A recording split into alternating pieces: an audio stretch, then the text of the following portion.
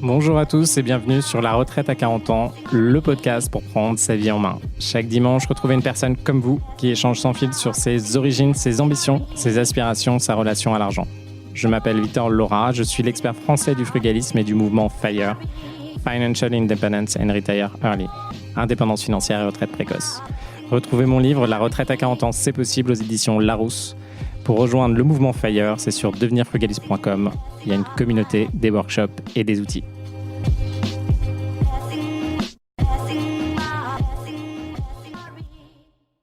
Bonjour à tous, bienvenue dans un nouvel épisode de La Retraite à 40 ans. Je vous remercie d'écouter les épisodes tous les jours. N'hésitez pas à partager les épisodes autour de vous, à me contacter directement sur Insta ou sur LinkedIn si vous voulez que j'évoque des choses particulières. On va revenir sur quelque chose dont j'ai parlé dans l'épisode précédent et c'est le moins vous faites, le mieux c'est. Et en fait, ça c'est bizarre et c'est très contradictoire et je vais revenir dessus parce que c'est quelque chose d'assez compliqué. On se pose pas mal de fois les questions et finalement, on ne sait pas trop comment y répondre. Alors, premier élément, c'est sûr que là, quand on se lance, que ce soit pour apprendre une compétence ou pour monter une boîte ou pour faire de l'immobilier, on a vraiment besoin de monter en compétence pour comprendre ce qu'on fait.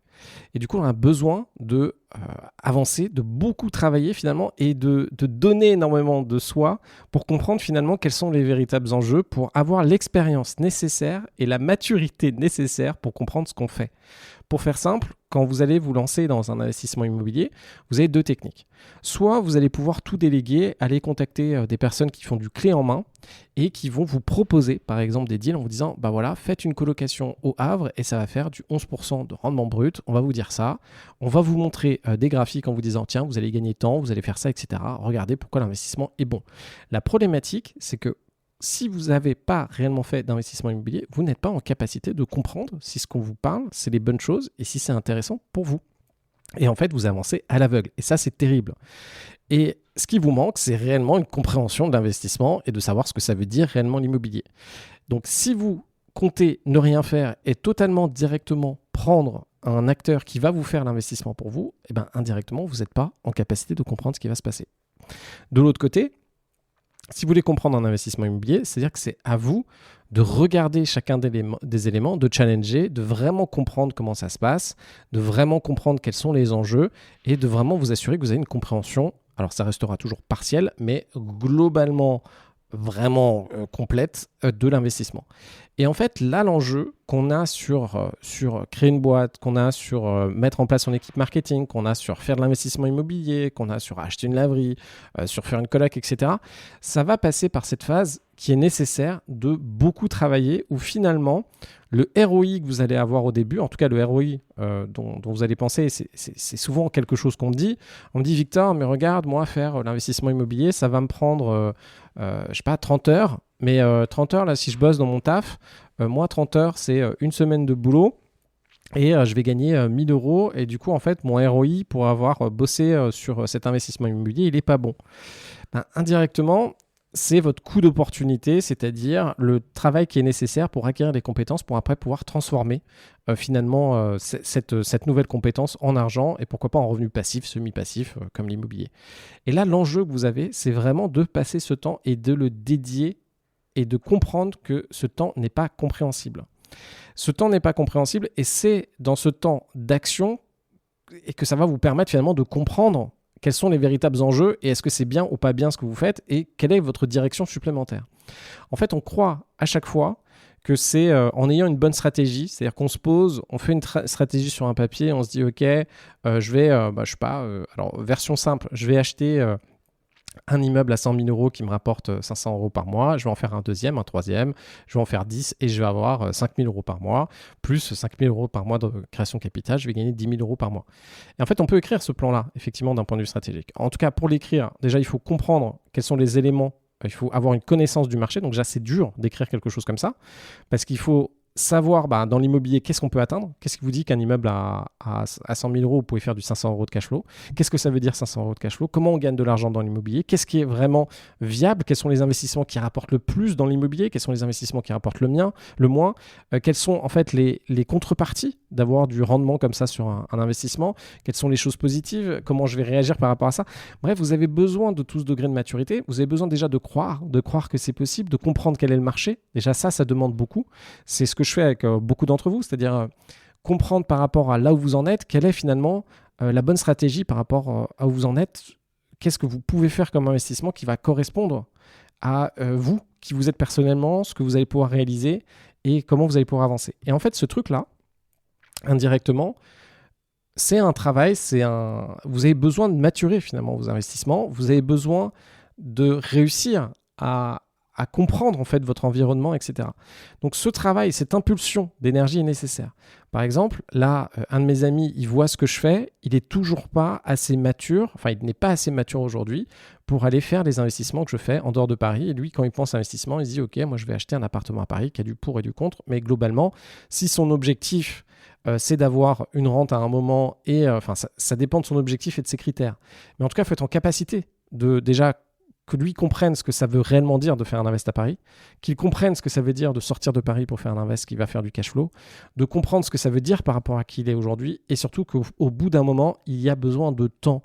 Il y a besoin de temps pour que la personne puisse avoir les réflexes, il y a besoin en fait, on est juste des enfants on apprend à marcher, on est dans un parc pour enfants, et on marche pas très droit parce qu'on vient juste d'apprendre et on a encore des notions d'équilibre à récupérer, et puis on va tomber, on va se faire mal, et au fur et à mesure on va faire de plus en plus attention pour réussir à ne plus tomber au bout d'un moment, parce que notre corps, dès qu'on tombe, ça fait mal, et du coup on veut pas ça. Et c'est exactement la même chose avec les invests. C'est-à-dire qu'à un moment, il faut réussir à se confronter à ces éléments-là. Alors après, vous avez différents mécanismes pour pouvoir y arriver, mais en tout cas, il faut progresser là-dessus. Donc il y a ce besoin indirectement qui est fondamental, et vous ne passerez pas à côté, qui est finalement de consacrer beaucoup de temps, ou un temps suffisamment nécessaire pour vous faire évoluer. Les évolutions que vous allez avoir dans un domaine, généralement, ont des implications dans d'autres domaines assez rapides. Je reviendrai dessus. Sur par exemple les jeux vidéo, et comme quoi les jeux vidéo peuvent avoir d'autres impacts sur votre vie. Généralement, quand vous avez des choses que vous faites mal ou des réflexes qui ne sont pas acquis chez vous pour vous permettre de vous développer, vous allez retrouver la même problématique dans des secteurs différents. Par exemple, aujourd'hui, moi il y a un jeu, alors je l'ai désinstallé avant-hier. Donc il y a des moments, des phases dans ma vie où en fait j'ai moins d'énergie, et je me dis bon, qu'est-ce que je fais? C'est les moments où je réinstalle des jeux vidéo, voire un jeu vidéo, et qui s'appelle League of Legends, où j'ai commencé à jouer en 2011. Et en fait ce jeu, c'est un jeu compétitif en ligne où moi j'essaie de monter pour être bien classé d'un point de vue compétitif. Et en fait il y a des choses que je fais mal. Je sais très bien ce que je devrais faire pour y arriver, c'est-à-dire étudier exactement comment gagner, quelles sont les bonnes stratégies, développer mes réflexes sur certaines choses, avoir une vision globale du jeu, avoir une vision des réflexes plutôt micro, etc., etc. Et en fait, je ne passe pas assez de temps à juste me concentrer sur perfectionner ses capacités. Par exemple, à un moment, moi je suis un peu de l'ancienne génération, on jouait beaucoup à Counter-Strike. À un moment, j'étais là, ok, je veux devenir bon dessus. Je me mettais contre des bots, et en fait, je mettais une carte spécifique. Et l'objectif de Counter-Strike, c'est en gros de planter une bombe ou de libérer des otages, mais grosso modo, vous pouvez aussi tuer toute votre équipe adverse. Donc vous avez un pistolet, et l'objectif, c'est dès que vous voyez quelqu'un, en gros, lui mettre un tir dans la tête pour que le gars il meure. Et sauf qu'il faut apprendre à viser, il faut apprendre à comment les gens arrivent, il faut apprendre à où ils vont être, il faut apprendre vraiment à avoir ces réflexes-là. Et en fait, c'est pas compliqué, je me mettais à un endroit dans la map au début, je courais, je me mettais dans un endroit et j'attendais que les gens arrivent pile en face. Et c'est le truc classique de cette map-là. Et dès qu'un mec arrivait, ce que je voulais, c'est dès qu'il sortait sa tête, le tuer directement et développer ces réflexes-là. Et en fait, j'ai fait ça pendant des heures et des heures. Donc pendant des heures, j'ai passé mon temps à juste me mettre au même endroit, à essayer de choper les têtes des gars. Et progressivement, oui, je suis devenu meilleur là-dessus. Et après, j'ai fait ça avec le pistolet, j'ai fait ça avec d'autres trucs, j'ai évolué là-dessus. Vous, c'est exactement pareil. En fait, les éléments qui bloquent sur des jeux vidéo, vous pouvez les retrouver qui bloquent dans votre vie d'investisseur. Moi, c'est pareil. Dans le jeu dont je parle, donc League of Legends, l'autre jeu de stratégie, en fait, je ne fais pas le travail qui est nécessaire aujourd'hui pour prendre de la distance par rapport à ce jeu-là, me faire accompagner avec des gars qui vont m'expliquer qu'est-ce que je fais mal et quel est le niveau que je dois atteindre pour bien comprendre ce truc, parce qu'en fait, il y a plein de choses que je ne vois pas, même si je peux consulter du contenu dessus, pour pouvoir progresser. Et c'est là l'importance du coaching. Et je regardais justement, à un moment, je discutais avec mon meilleur pote en lui disant, tiens, regarde, ça fait tellement longtemps que je joue à ce jeu-là, et je sais très bien que je ne fais pas ce que je dois faire pour être content de mon jeu. Parce que oui, moi, dans mon besoin, être bon au jeu, en fait, plus vous êtes bon dans quelque chose, plus vous appréciez. En fait, c'est exactement le sujet qu'on a aujourd'hui. C'est le secret pour réussir, c'est le moins faire, c'est le mieux, c'est vrai. Mais en tout cas, j'ai besoin de mettre l'accent sur cette accélération et ce besoin de compétences. Et en fait, je regardais du coup un coach en ligne, donc un mec, je sais pas, joueur pro ou joueur pro, je sais pas quoi, et qui coach des gars pour devenir meilleur dans ce jeu-là. Et là, j'envoie le profil de ce mec-là à mon meilleur pote en disant, tiens, voilà, il faut que je fasse ça, j'ai envie de progresser là-dedans. Et dans les commentaires de ce mec-là, il y avait un gars qui a dit, écoutez, en fait, ça a été plus qu'un coaching pour ce jeu-là, LOL, ça a été un coaching qui m'a permis de progresser dans ma vie de façon générale, parce qu'il m'a fait comprendre à quel point, dans ma vie de façon générale, j'avais les mêmes problématiques de prise de distance, etc. etc. Donc vous, c'est exactement pareil. Et c'est d'ailleurs pour ça que dans tout ce truc de développement personnel et de devenir une meilleure version de vous-même, en vous permettant de progresser dans vos échanges humains, dans vos interactions, dans votre gestion émotionnelle, dans votre vision, dans votre mindset, la façon dont vous voyez votre vie pour être plus positif et atteindre vos objectifs, de plus rester dans les choses négatives de votre vie. En fait, tout ce qui est investissement et ce pourquoi vous êtes ici avec moi, tout ce qui est investissement IMO, reprise de boîte, bourse, etc. En fait, tous ces investissements-là, l'essentiel, c'est ce que ça va avoir comme impact sur votre vie et la façon dont ça va vous faire progresser. Plus vous allez faire des investissements, plus vous allez devenir bon dans votre taf. Et en fait, très très vite, si vous regardez un peu mon parcours, moi j'étais à la direction de start-up. J'ai eu des jobs un peu C-level où je devais guider les gens, on a levé de l'argent, on a fait des projets, on a recruté, etc.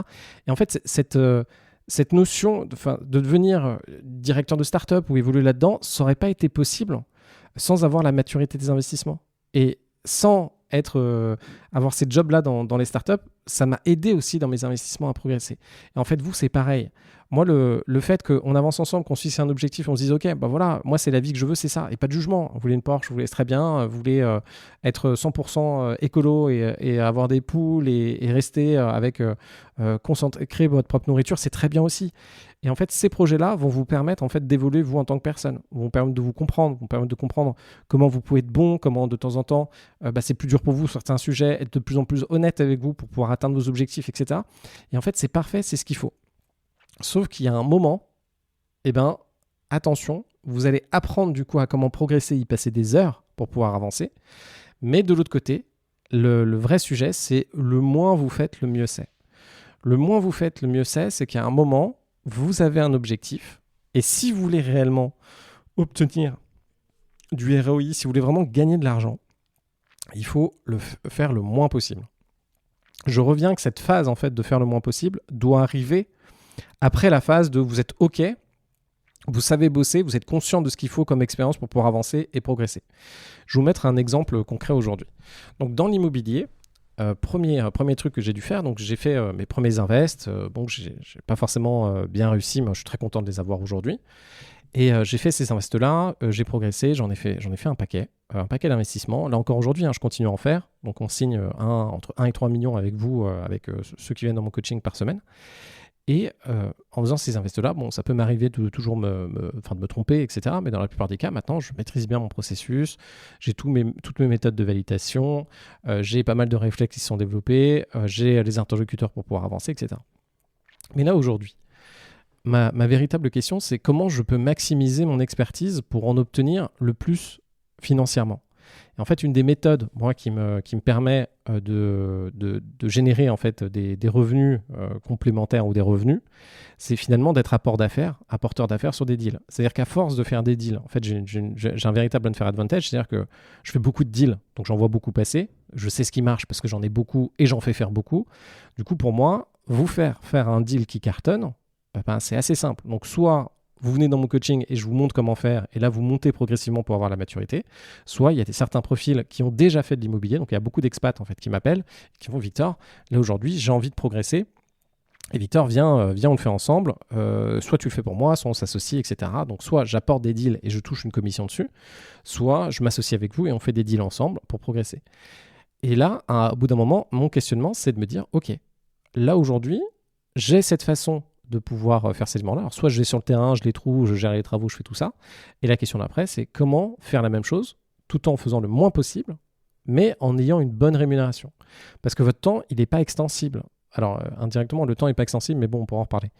Et du coup, vous pouvez rendre le temps extensible, en fait. Et là, ce qu'on fait, c'est de me dire, OK, comment je me positionne aujourd'hui pour pouvoir réussir à profiter de mon expertise et de mon travail en faisant le moins possible.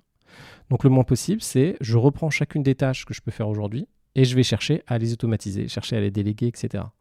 Et c'est comme ça, parce que moi, mon enjeu, c'est pas de rester dans ce domaine où, en fait, une fois que vous avez compris comment ça marche, un secteur, au bout d'un moment, soit vous voulez devenir expert de ça et faire que ça, soit vous voulez prendre vos distances et déléguer cette partie-là. Prendre un exemple. Quelque chose qui m'a énormément aidé dans ma vie, ça a été quand j'ai lancé mon espace de coworking à Paris, de tout faire au début. Donc, je me suis structuré de manière, peut-être que je le ferai différemment aujourd'hui, mais en tout cas, je faisais l'accueil du coworking, j'avais personne dedans. Dans mon coworking, j'avais 4 salles de formation, enfin 5 salles, ça dépend parce que ça a varié. J'avais des espaces qui sont devenus des salles de formation, d'autres qui sont devenus des espaces de bureau. Et en fait, ce que j'ai fait, c'est en faisant l'accueil le matin, le café, le thé, les viennoiseries, mettre en place les salles, etc. En fait, j'ai gagné énormément d'expertise sur ce que c'était de faire ce métier-là. Et une fois que vous savez ce que c'est, vous pouvez mieux le déléguer, mieux comprendre quels sont les enjeux, mieux comprendre quand vous demandez à quelqu'un d'être là à 8h du matin ou 7h du matin, quels sont les enjeux, les problématiques qu'il peut avoir, qu'est-ce que vous attendez en fait des personnes qui travaillent avec vous, puis aussi les enjeux sur ce métier-là où de temps en temps, en fait, imaginez, vous êtes à l'accueil d'un coworking, vous avez une centaine, 100, 150 personnes qui viennent. La problématique, c'est que vous avez des personnes qui vont venir. Alors le matin, elles sont peut-être stressées, elles sont peut-être contentes, il y a des gens qui vont arriver en retard, qui vont vous dire que c'est de votre faute qu'elles sont en retard parce que vous n'êtes pas juste à côté du métro. Enfin bon, vous allez prendre cette pression-là. Vous avez les gens qui sont contents de discuter avec vous, vous avez les gens qui vont vous traiter vraiment comme un larbin parce que vous êtes là, derrière, ils vont dire oui, elles vont mal vous parler, des choses comme ça. Vous allez devoir mettre du papier toilette dans les WC, enfin tout ce qui peut vous sembler dégradant pour vous, vous allez devoir le faire, etc. Et en fait, de faire ce métier-là, ça vous permet de comprendre ce que ça veut dire, de comprendre en fait ce que vous avez demandé à des gens de faire et de savoir comment les accompagner et surtout de trouver des solutions pour ces personnes-là. C'est-à-dire une personne qui va bosser pour vous après, qui va avoir, alors ça dépend du profil que vous avez sélectionné, mais qui va avoir quelqu'un qui va mal lui parler à un moment, vous savez, si vous prenez quelqu'un qui est vraiment très sympa et qui est dans ce qu'on appelle un fait plaisir, donc son objectif c'est que la personne en face soit contente, bon généralement elle va plutôt bien le vivre, et c'est pas grave, elle va être dans un autre niveau. Si vous prenez pas une personne comme ça, attention, parce que dès qu'il va y avoir des tensions, comment ça va se passer avec les clients, etc. Et en fait de faire ça, ça va vous permettre de progresser, sauf qu'à un moment, vous, votre objectif c'est, si vous voulez réellement gagner votre vie, vous pouvez pas donc si vous occupez d'un coworking comme ça, que vous occupez de ça, ok, vous allez peut-être gagner ce que va faire comme rentabilité le coworking. Donc là, en l'occurrence, il faisait 80 000 euros à l'année de cash flow. Hein, donc vous divisez par 2, c'est avoir un équivalent salaire. Donc 40 000 euros de net dans votre poche. Plus 2 000, 3 000 euros de salaire pour quelqu'un qui s'occupe du coworking. Donc voilà ce que vous allez faire. Par contre, si votre objectif, c'est d'aller plus loin, si votre objectif, c'est de découvrir autre chose, vous allez forcément devoir progresser et changer de positionnement. Donc vous dire, OK, en fait, moi, ce que je veux, c'est, gagner 800 000 à l'année, il m'en faut 10 comme ça de coworking. Du coup, il vous en faut 10. Donc là, vous avez compris une tâche. Maintenant, il s'agit de faire le deuil de cette tâche-là, le contrôle que vous avez dessus. Il s'agit de déléguer, donc changer de compétences. Et après, il s'agit d'aller en ouvrir 9 autres espaces de coworking et de le faire dans les meilleures conditions, tout en progressant, plus vous allez le faire. Et c'est exactement la même chose de votre côté. C'est-à-dire qu'à un moment, il faut être en capacité de concentrer beaucoup d'énergie, d'avoir le drive sur vos décisions, de monter en compétences. Et après, ce qu'il va falloir réaliser, c'est de vous positionner et de bien négocier pour faire le moins possible et avoir les résultats. Mettre le minimum d'input à la base. Au début, vous mettez 100 dans la machine pour avoir un résultat de 10. Ça, c'est quand ou un résultat de 1 ou même un résultat de 0. Ça, c'est quand vous avancez et que vous apprenez. Au bout d'un moment, vous allez mettre un input de 100 et vous allez avoir 100 de résultats. Votre énergie de votre énergie va dépendre de votre résultat, donc votre capacité à avancer fort. Et après, il faut mettre de l'effet de levier. Donc, ça fonctionne comme la dette. Il faut réussir à mettre 10 de votre énergie et avoir 100, voire à mettre 10 de votre énergie et avoir 10 000 à la sortie. Et c'est exactement ça pour qu'à la fin, le moins vous faites, le mieux c'est pour vous. Mais par contre, n'oubliez pas, l'essentiel, c'est d'être en énergie et d'être en capacité de faire ça. Je vous remercie pour ce nouvel épisode de la retraite à 40 ans et on se retrouve demain pour un nouvel épisode.